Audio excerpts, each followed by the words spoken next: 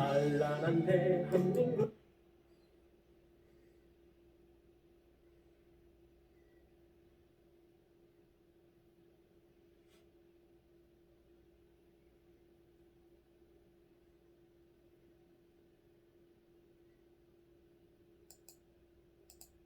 바쁘게 움직일 수밖에 없습니다. 편히 쉴 수도, 잠을 잘 수도 없습니다. 그러나 내일을 함께 꿈꿀 수 있다는 사실 하나는 약속할 수 있습니다. 그래서 우리는 위로가 됩니다. 때론 용기가 되고, 때론 정의가 되기도 합니다. 오늘도 희망을 품고 나아갈 수 있도록 대한민국 국민 모두의 꿈을 지키는 우리는 당신의 것입니다. 우리 공화당.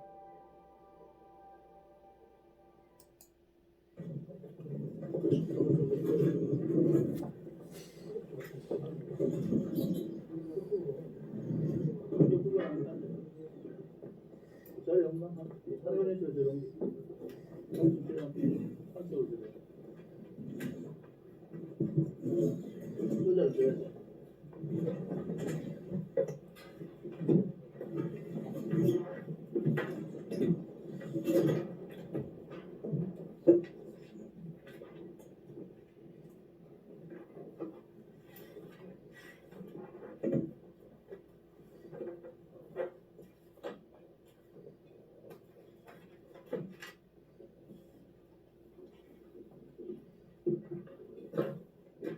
오늘 최고위원회가 조금 길어져서 당헌당규 검토할 때 좀 늦었습니다. 오늘은 박근혜 대통령 불법 인신감금 옥중투쟁 1341일째 되는 날입니다. 1341일 동안 침묵투쟁, 인신감금 하에서도 잘 버텨주십사 하는 것이 국민의 바람이고, 이제 박근혜 대통령의 이 탄핵이 불법이고 거짓이었다. 악마의 정권, 문재인 8조 정권을 보면서 박근혜 대통령 등뒤에다가 칼 꽂은 배신자들, 역사의 역적들의 지금의 모습을 보면서 참으로 안타깝습니다.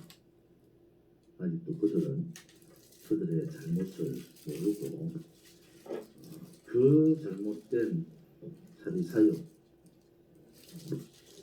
그 잘못된 판단에 의해 이 현재의 상황들이 너무나 참담한 상황이기 때문에 우리 공화당은 다시 한 번 더 말씀드립니다. 탄핵의 강을 그냥 건너갈 수가 없습니다. 탄핵은 명명백백하게 진실을 밝히고 무엇이 정의였는가, 무엇이 불의였는가를 분명히 밝혀야지만이 이 대한민국이 다시 똑바로 설 수가 있고, 문재인 8조 정권, 모든 권력을 장악하고 방송 언론을 장악하고 있는 그들과 싸울 수가 있습니다. 그래야지만이 국민이 저항권을 가지고 길거리로 나와서 정말 구국의 혁명이 이루어질 수가 있다.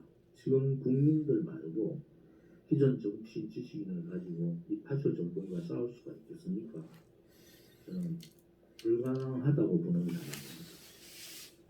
모든 정치인 지식인이 또 우리 공화당과 같이, 우리 공화당과 같은 그 구국의 투쟁을 하려면, 사실 그렇게 해도 문재인 8조 정권을 이길 수가 있을지 걱정이 되는 부분이 많습니다. 그런 식으로 청와대 앞에 가서 1인 시위 쇼나 하고, 또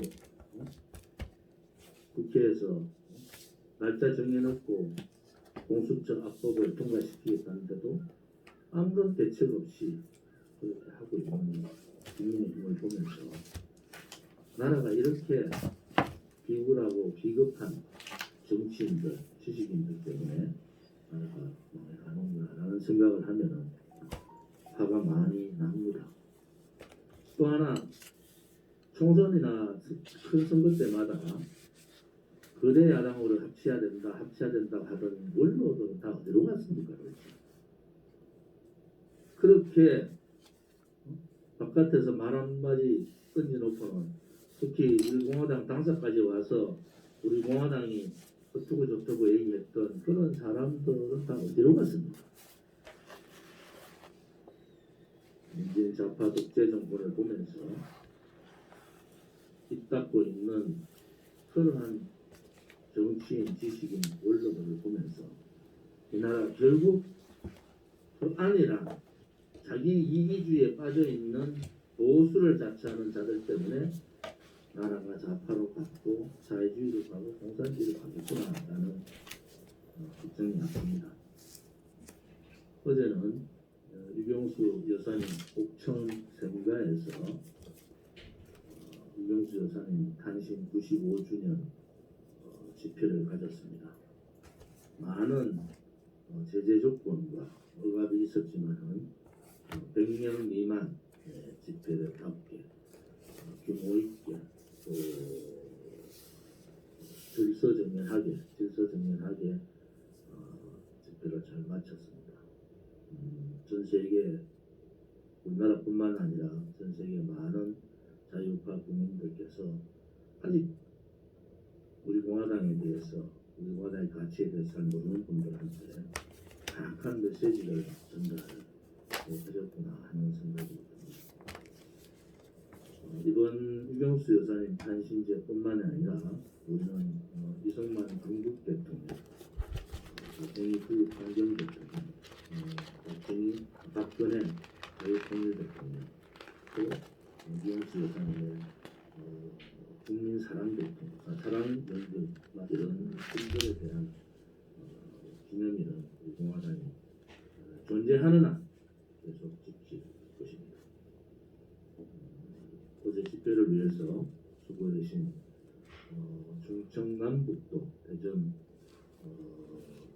시도당 당직자와 분당위원장님과 당직자 그다음에 강원동 주께 감사를 드리고 공화당 당직에도 감사를 드립니다. 12월 3일이 이번 주 목요일이 신원입니다. 중국 대전 때문에 가장 힘든 과정을 겪었고 수험 준비를 하는 입시 준비를 하는 가운데 상당히 억압되고 미래에 심해서 수능을 치를 수밖에 없는 상황이 왔습니다. 용기를 내시고 여러 가지 힘든 역경을 이기셔서 꼭 성공하시기를 바랍니다. 기성세대로서 수험생 여러분들께 정말 죄송하고 안타깝다는 말씀도 함께 드리겠습니다. 12월 3일 수능이란 우리 공화당의 어떠한 성과도 하지 않습니다. 수능을 조용하게 수험생들이 시험을 치를 수 있도록 분명한 수능 시험장 검토를 개척을 하고 우리 공화당이 수능생 여러분들과 함께 하고 있다는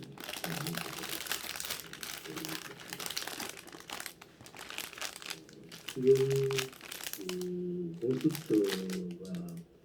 공수처법 개정안의 핵심은 두 가지입니다.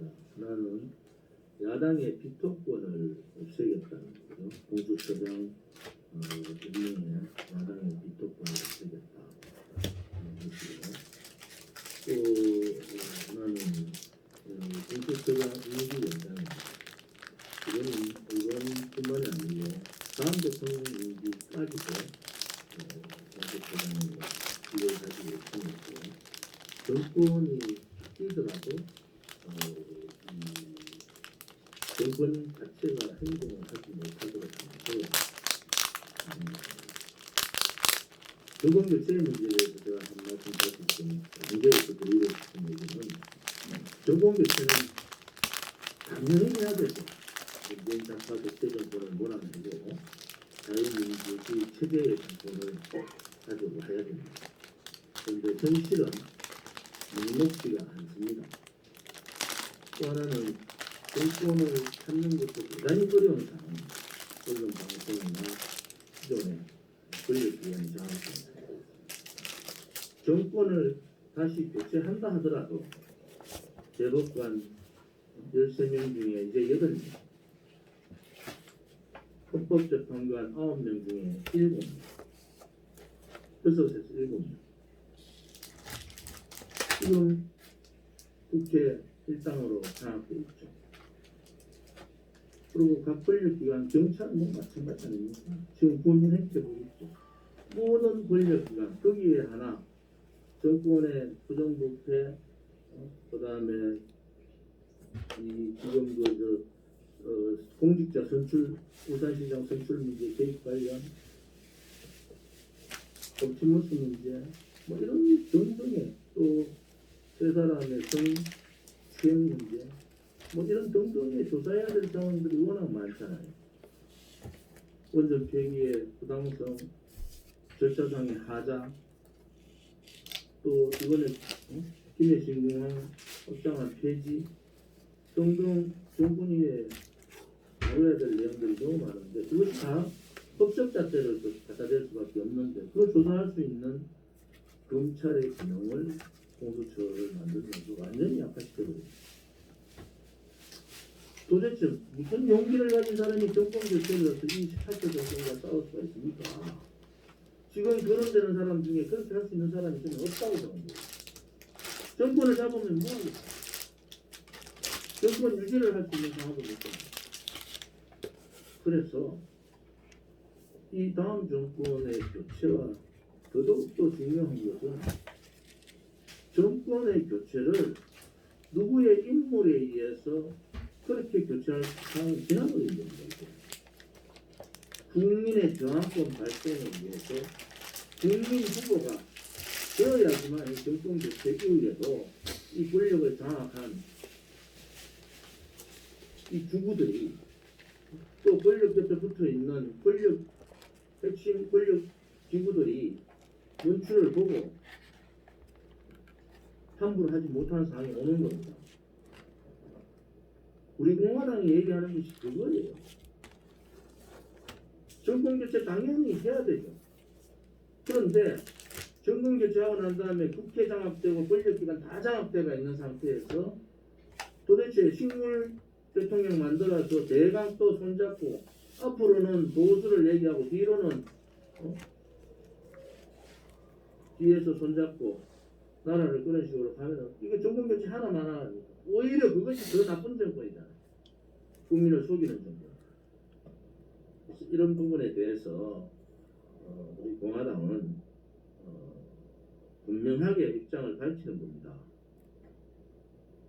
정말 파쇼 정권을 몰아내고 대통령 한 사람이 바뀌는 게 아니라 이 잘못된 붉은 적폐를 몰아낼 수 있는 사람으로 정권이 교체돼야지만이 올바른 정권 교체가 되고 국민들이 거기에 분열하지 않고 적극적으로 지지하는 국민 대통령 후보, 국민 대통령이 되지 않으면 안 된다는 겁니다.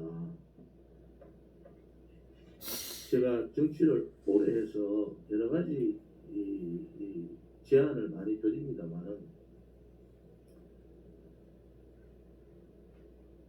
4년 동안 제가 했던 얘기가 너무나 똑같이 맞아 들어가서 저도 이런저런 얘기하기가 좀 겁이 나요. 그렇지만은 우리 자유우파 국민들이 느껴야 될 것은 이제 친문으로 얼마나 많은 얘기들을 했습니까? 그래가 총선 때 되니까 전부 큰 데로 가자 해가 큰 데 밀어주고 주동했던 사람, 선거 주동했던 사람들 다 도망갔다가 첫 달 딱 지나니까 다 얼굴 다 내리구나. 이것은 아닙니다. 정권 교체를 열망하고 있는 국민을 두 번 죽이는 상황입니다.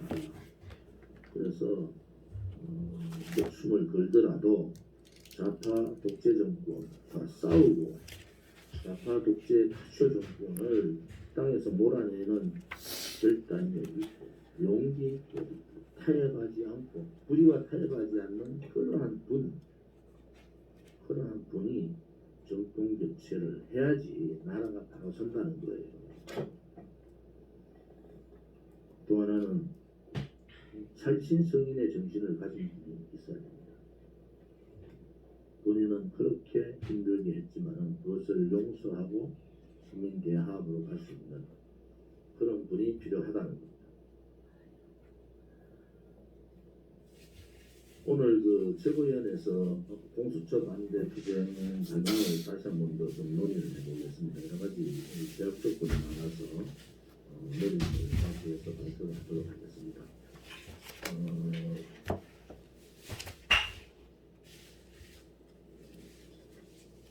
요즘 서울대학교 뭐 게시판에 뭐가 나왔다는데 저는 솔직한 심정은 별로 관심 없습니다. 그 전제는 박근혜 대통령의 탄핵이 문제가 없다는 전제예요. 대통령께서 죄가 있기 때문에 그것을 비교의 대상으로 올린 것에 대해서는 저는 상당히 유감스럽다.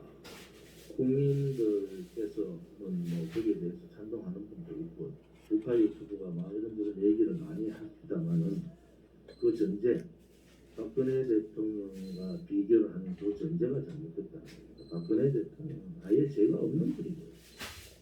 이들은 엄청난 죄를 덮으려는 겁니다. 그거 차이예요. 죄가 없는 분이 거짓 촛불에 의해서 권력 찬탈당하는 거예요.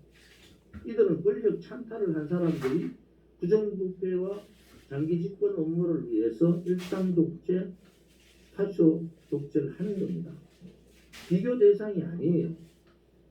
그냥 한번 읽어볼 대상이지 그것이 비교 대상이 될 수가 없다. 만약에 그것을 비교 대상으로 하면 박근혜 대통령이 죄가 있다는 거 아닙니까? 역사는 박근혜 대통령이 죄가 없다는 식으로 갈 수밖에 없습니다. 거기에서 추후의 흔들림도 있어서는 안 된다는 말씀을 드리겠습니다.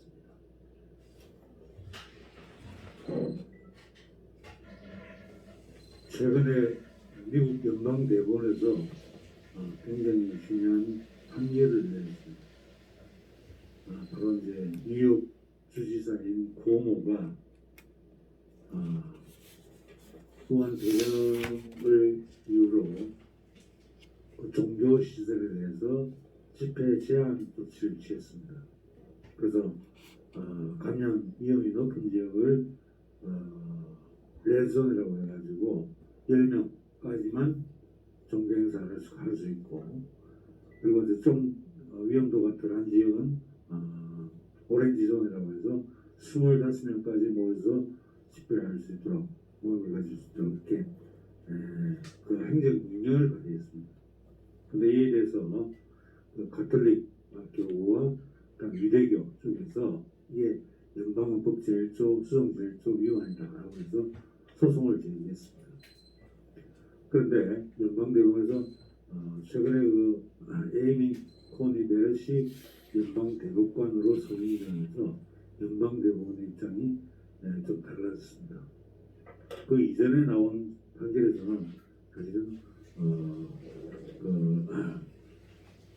대가족들 이런 데서 종교시설에 모이는 인원을 제한하는 조치가 연방헌법에 위반되지 않는다라고 했는데, 이번에 11월 25일 연방대법원에서는 5대4로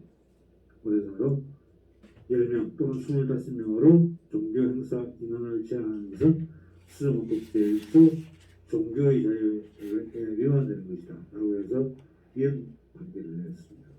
그래서 이제는 뉴욕 주에서는 이제는 그 행정 능력이 무효가 됐기 때문에 자유롭게 모여서 종교 활동을 할 수가 있겠습니다. 근데 거기서 가장 중요한 논리가 바로 그겁니다. 헌법상의 기본권이 코로나를 핑계로 이게 무시되거나 그 다음에 뒤로 흑퇴되서는 안 된다. 헌법상의 기본권에는 기본권은 기본적으로 가장 중요한 가치이기 때문에 그래서 최우선적으로 보는 되겠다 하는 권리가 하나 있고요. 또 하나는 뭐냐면 아니, 다른 시설 나중에 보면 다른 시설들 했거든 슈퍼마켓이라는 이런 다른 시설들에는 그 사람들이 모이는 것을 허용하면서 종교 시설에 대해서만 그런 제한을 받는 것은 평등 원칙에 위반된다. 이 두 가지 주요한 근거로 바로 쿠오모 주지사가 발한 행정이 위헌이라고 판단했습니다. 아마 우리 물론 우리나라 법원의 경우는 워낙 이 자격화가 심하게 돼 있어서 어떤 결정을 내릴지 아니면 오히려 연방대법원과 다른 방향의 결정을 내릴 것 같긴 하지만 적어도 우한 대령이라고 하는 그 팬데믹 상황을 같이 겪고 있는 미국 연방대법원에서 이런 결정이 나왔다고 하는 것은 적어도 우리 법원에도 일정한 영향을 줄 것 같고 이것이 아마 우리가 투쟁해 나간 방향에 있어서 연방대법원 판결이 상당히 큰 힘이 될 거다라고 생각을 합니다. 그래서 이제 백신도 나오고 있으니까요. 백신 아마 다음 달 중으로 접종될 것 같은데 이걸 통해서 하여튼 문재인 좌파 독재 정권의 그 코로나 바이러스를 핑계로 한 그 코로나 독재, 코로나 파쇼 이것을 돌파해 나갈 수 있는 방법을 좀 모색해 봐야겠다 그 생각을 합니다. 네, 이번 주 날씨가 영하 8도 이하로 계속 한파가 온다니까 우리 강원도 여러분 건강 조심하셔야 될 것 같습니다.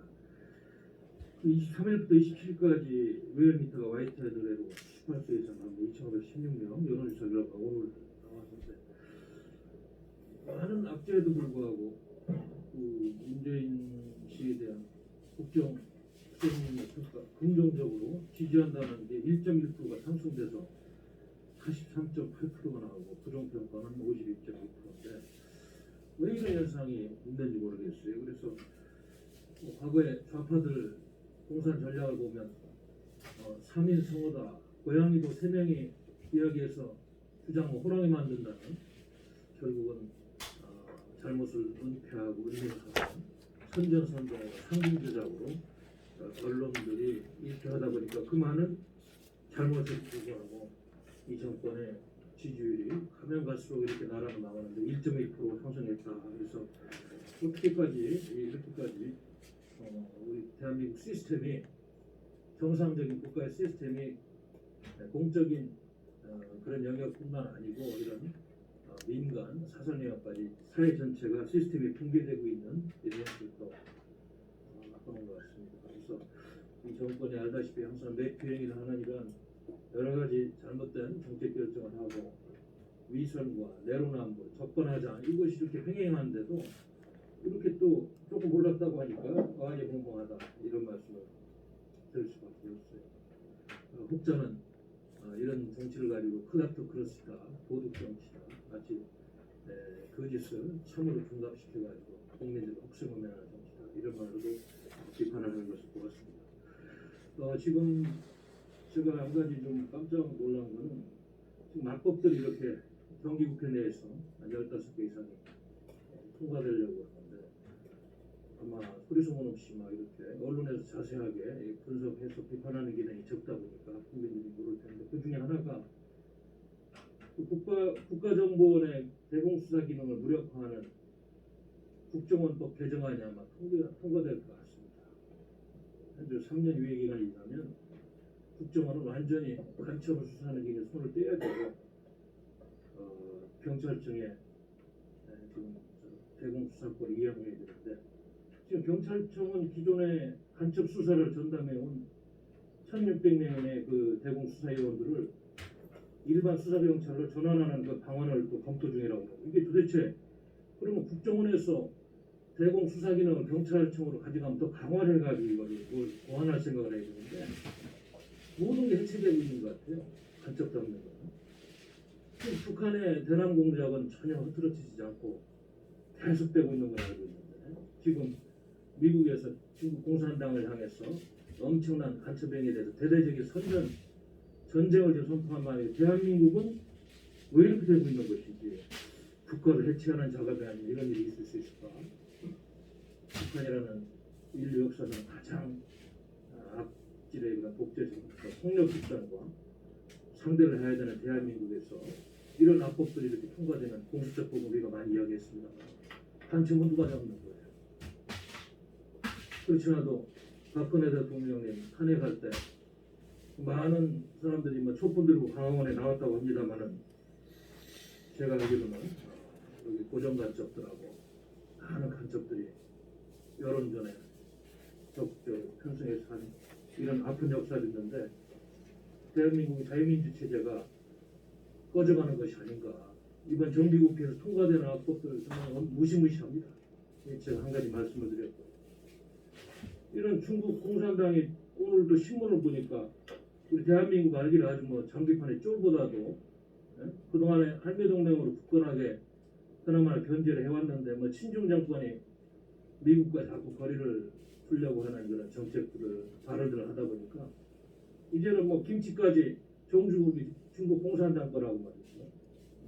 완추십을 하는 중국 공산당 기관지가 ISO 국제표준화기구에 중국이 표준화한 김치를 이렇게 보도하는 이런 행태가 있고, 뭐 정치 분야, 경제 분야는 그동안에 이런 일이 있었지만 문화, 이제 생활 영역까지도 중국 공산당이 대한민국을 좌지우지하는 이런 상황까지 왔고, 김치가 전 세계적으로 대한민국의 브랜드네임으로 그동안에 평가받아 왔는데 알다시피 2001년부터는 UN 식량농업기구 FAO하고 세계보건기구 공동으로 세운 국제기구 코텍스에 이미 세계 규격으로 등재가 된 상품인데, 이게 뭐 중국 수천 지역에서 염장 야채식품 파우차이를 한국 김치를 등감시킨 뭐 역사 왜곡하는 거 똑같은 거예요. 동북공장 이제 문화생활 영역까지 중국 공산당이 대한민국을 침탈하고 북한의 대남 전략과 함께 어울려져 가지고 이 친중 정권이 다 내주고 있다.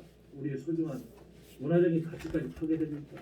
이런 안타까운 말씀을 드리겠습니다. 오늘 한 메이저 신문에 제가 소설을 보고 굉장히 좀 답답했는데, 어떻게 그 예비 타당성을 면제받은 삽질 토건 사업 예산들이 문재인 씨 정부에서만 38조에 이른다고 합니다.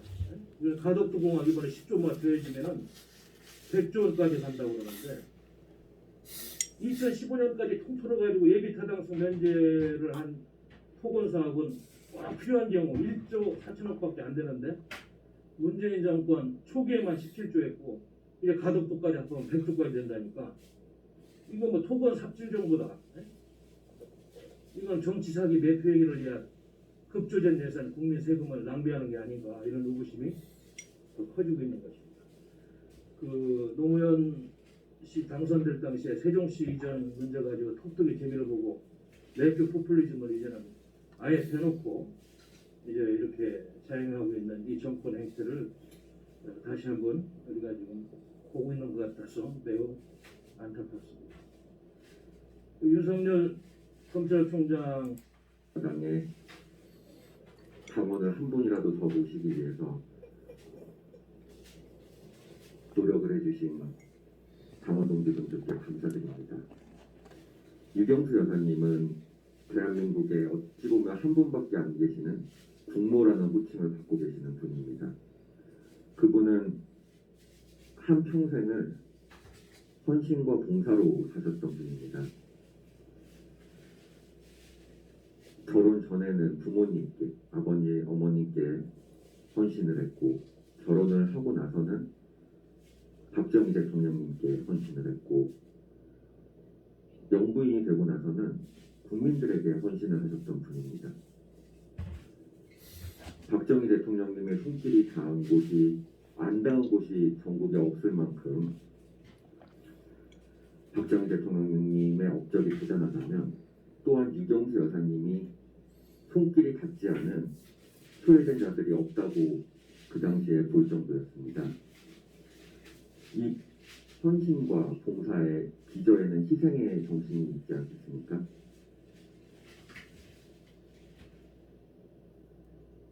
우리가 4년여를 투쟁을 해왔습니다. 박근혜 대통령님의 무죄 석방과 탄핵 무효를 외치면서 어찌 보면은 사람들이 약간 정신 나간 사람 아니냐라는 평도 있고,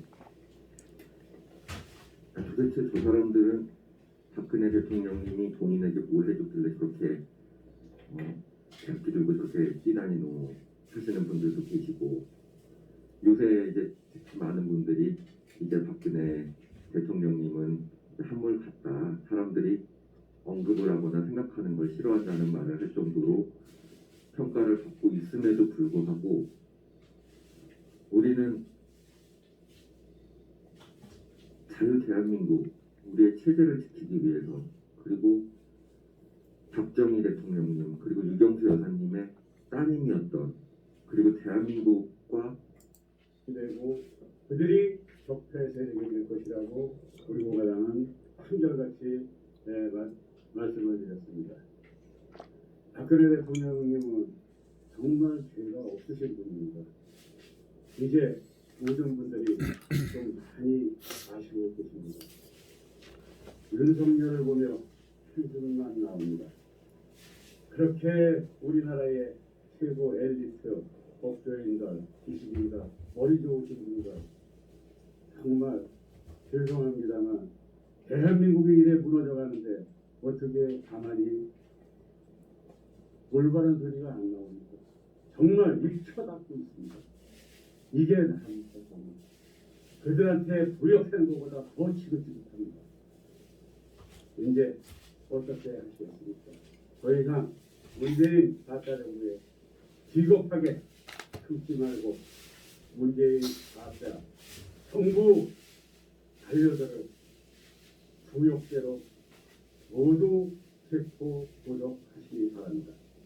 그래야 당신들 후세들에게 조금이나마 용서가 될 겁니다.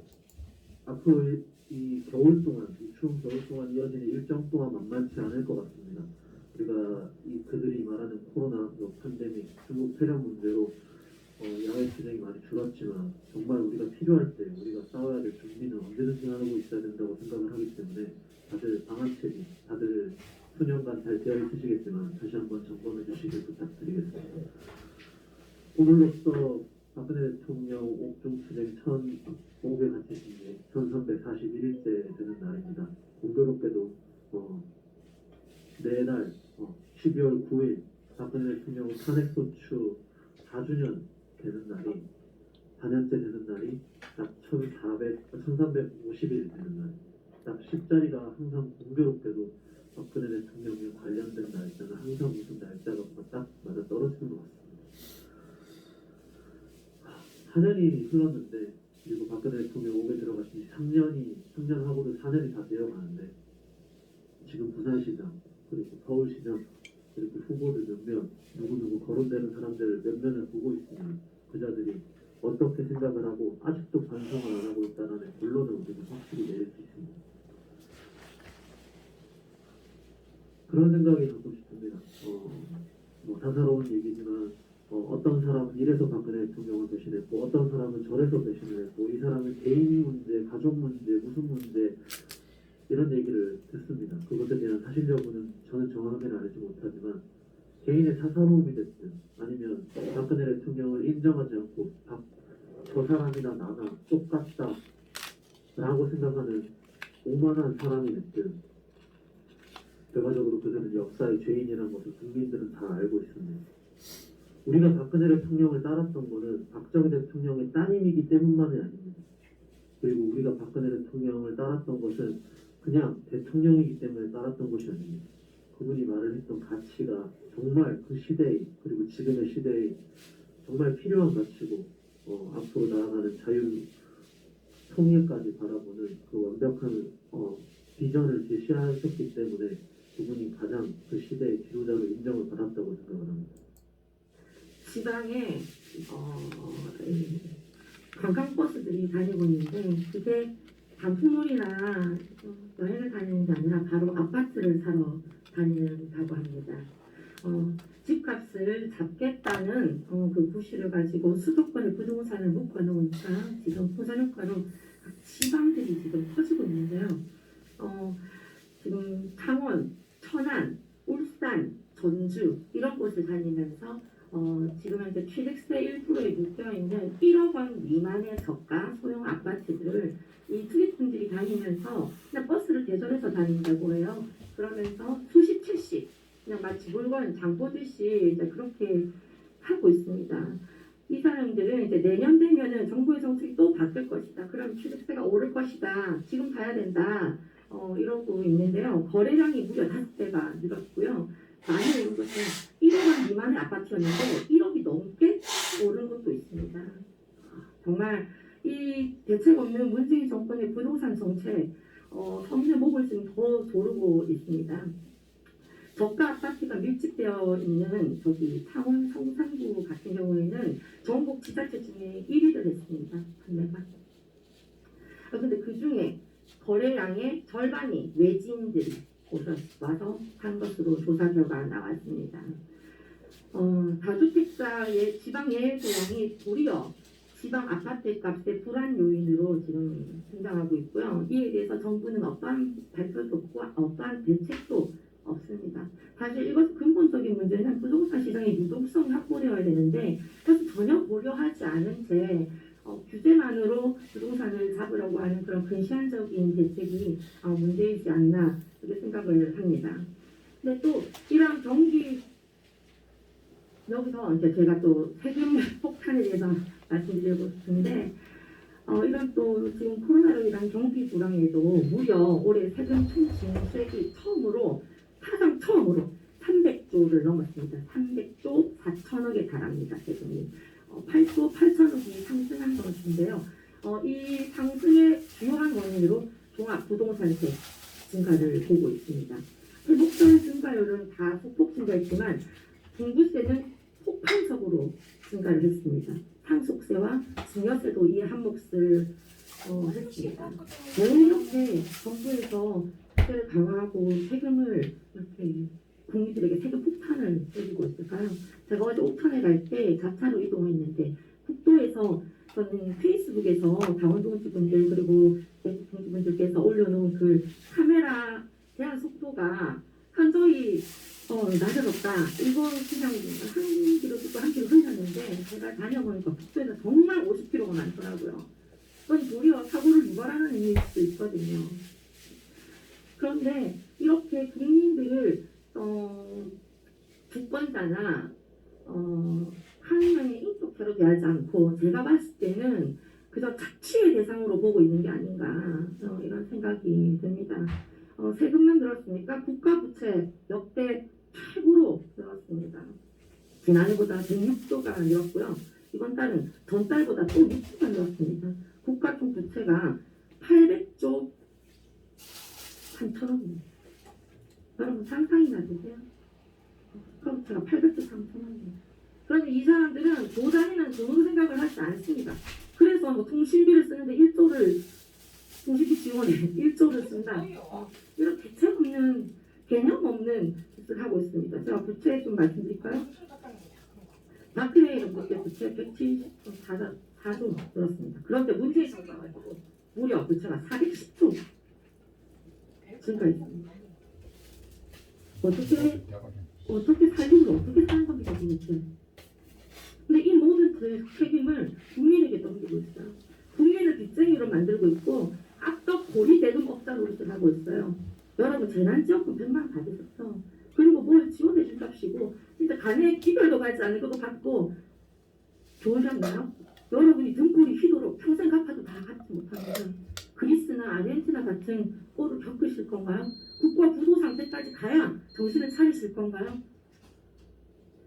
제가 젊은 분들에게 말씀드릴 때 사회주의, 빨갱이 이런 얘기는 잘 몰라요. 그런데 네 소득 80% 내고 살 수 있냐? 네 사고 싶은 거 못 사고 네 능력 개선 못 받고 세금 80% 내고 나라에서 주는 거 받으면서 살고 싶냐라고 얘기하면 애들이 조금 가거든요. 지금 문재인이 가고자 하는 길이 너무 뻔히 보이지 않습니까, 여러분? 이건 위기입니다. 대한민국 정신 차려야 됩니다. 살림 바로 살지 않으면 망합니다. 여러분 아직도 공짜가 좋으세요? 공짜 없습니다. 자유도 공짜가 아니고요. 여러분들이 지금 받는 그 복지도 포퓰리즘입니다. 다 갚아야 될 빚입니다. 아까 보리대 먹자 노릇을 문재인 여러분 저의 마스크 보이시죠? 네. 요즘 저의 간단한 바람이 있다면 이겁니다. 제발 안 보고 잘 수 있으면 좋겠습니다. 이상입니다.